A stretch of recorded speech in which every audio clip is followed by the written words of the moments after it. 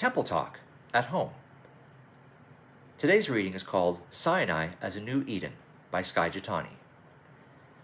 The book of Exodus is 40 chapters long. 15 of those chapters are about the design and construction of the tabernacle, the mobile temple where God's presence resided among his people. All of these chapters are in the book's second half, indicating that the tabernacle is what the rest of the Exodus story is driving toward. In other words, the tabernacle is the climax and point of the whole book. And yet, these latter chapters are usually the ones modern readers just skim or bypass entirely. We like the drama surrounding Moses' birth, the plagues against Egypt, and the deliverance through the sea. The more theologically curious Bible readers might engage the chapters about Sinai, the covenant, and the Ten Commandments. But who reads the boring, repetitious chapters about embroidered curtains, priestly aprons, and the dimensions of the altar? But there are clues even in the opening scenes of Exodus that this is where the story is pointing.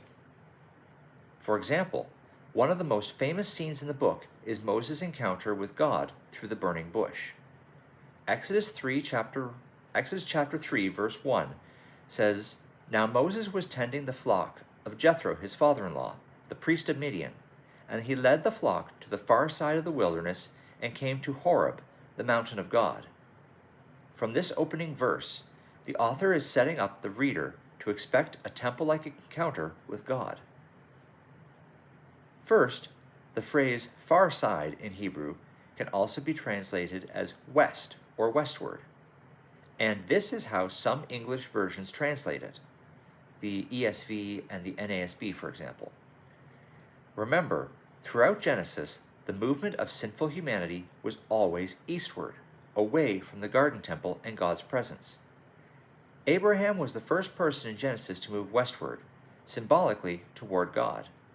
Likewise, Moses' journey westward is a clue that God is drawing him and all of his people toward himself to create a new temple where they can dwell together. Second, the entire burning bush scene takes place on Horeb, another name for Mount Sinai, which is identified as the mountain of God. Temples, as you'll recall, are built atop high places where the heavens and earth intersect. When Moses finally sees the fire and hears God's voice, he is told not to come any closer and to remove his sandals, because the place where you are standing is holy ground. Both the fire and the warning are allusions back to the flame blocking access to the garden in Genesis 3. When all of these details are taken together and read in the broader context of the biblical story, the meaning of the story becomes clear. Sinai functions as a new Eden. It is a temple atop a mountain in the west where the heavens and earth overlap and God's presence may be encountered by his people once again. But as we will see, Sinai doesn't just look back to Eden, it also looks forward to the tabernacle and the temple that will define the rest of the biblical narrative.